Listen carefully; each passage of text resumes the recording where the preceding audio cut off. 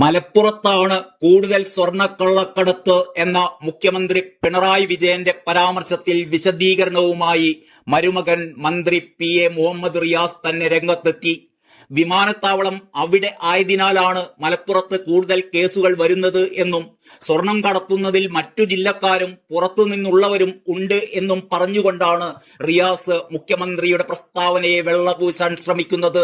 മലപ്പുറത്തെ മോശമാക്കാൻ മുഖ്യമന്ത്രി ശ്രമിച്ചിട്ടില്ല എന്ന് മുഹമ്മദ് റിയാസ് പറഞ്ഞു. മുഖ്യമന്ത്രിയുടെ പരാമർശത്തിനെതിരെ പി.വി. അൻവറും മുസ്ലിം ലീഗും രംഗത്തെത്തിയതിന് പിന്നാലെയായിരുന്നു റിയാസിന്റെ പ്രതികരണം. അൻവറിന്റെ ആരോപണങ്ങളിൽ പിണറായിക്കൊപ്പം നിന്ന് പ്രതിരോധിക്കാൻ CPM-ൽ നിന്ന് അധികം നേതാക്കളൊന്നും രംഗത്ത് വരാതിരിക്കെയാണ് മരുമകൻ റിയാസ് തന്നെ അരയും തലയും മുറുക്കി രംഗത്തെത്തിയിരിക്കുന്നത്. പിണറായിക്കെതിരായ ആരോപണങ്ങളെ പ്രതിരോധിക്കാൻ മന്ത്രിമാരാരും രംഗത്ത് വരുന്നില്ല എന്ന് മുമ്പ് സ്വപ്ന സുരേഷ് പരാതിയുമായി വന്ന കാലം മുതൽ തന്നെ റിയാസ് കുറ്റപ്പെടുത്തിയിരുന്നു. ആ നില തന്നെയാണ് ഇപ്പോഴും. മുമ്പത്തത്ര പോലും പിണറായിക്കൊപ്പം നിൽക്കാൻ മന്ത്രിസഭയിലുള്ളവർക്ക് താല്പര്യമില്ല.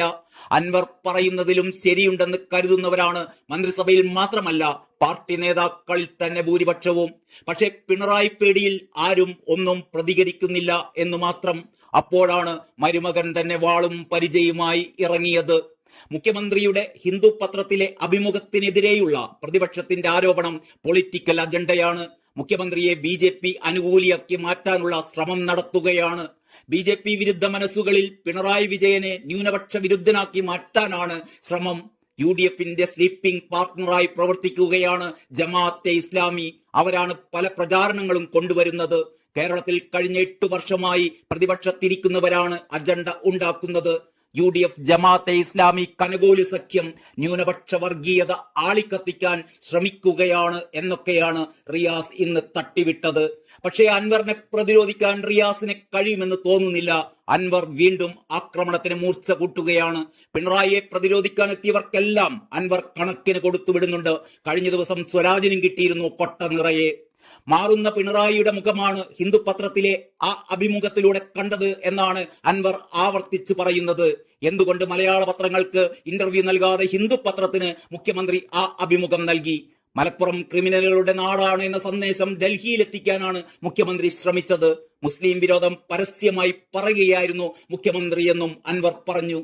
സ്വരാജ് പറഞ്ഞുകൊണ്ടിരിക്കുന്നത് വിവരക്കേടാണ്. താൻ നിയമലംഘനം നടത്തിയിട്ടുണ്ട് എങ്കിൽ എന്തുകൊണ്ട് നേരത്തെ തന്നെ പുറത്താക്കിയില്ലെന്ന് സ്വരാജ് പറയണം. സ്വരാജ് അതിർവിട്ട് പോയാൽ താൻ അതിലും അതിർവിട്ട് പറയും. അത് താങ്ങാൻ സ്വരാജിനും മറ്റ് നേതാക്കൾക്കും കഴിയണമെന്നില്ല. പ്രതിനിധികളെ ഇറക്കുന്ന ക്യാപ്റ്റൻ ഇതൊക്കെ ഒന്ന് ആലോചിക്കണം. സ്വർണ്ണക്കള്ളക്കടത്ത് കേന്ദ്ര ഏജൻസി അന്വേഷിക്കണം. എന്തുകൊണ്ടാണ് കേന്ദ്ര ഏജൻസി അന്വേഷിക്കാത്തത്? CPM-ന് RSS ബന്ധത്തിലേക്ക് പോകണം. അതിനൊരു കാരണമുണ്ടാക്കുകയാണ്. സർക്കാരിന്റെ ജനദ്രോഹ നടപടികളാണ് തിരഞ്ഞെടുപ്പിൽ വലിയ തോൽവി ഉണ്ടാക്കിയെന്നും കൂടി അൻവർ പറഞ്ഞു വെച്ചു.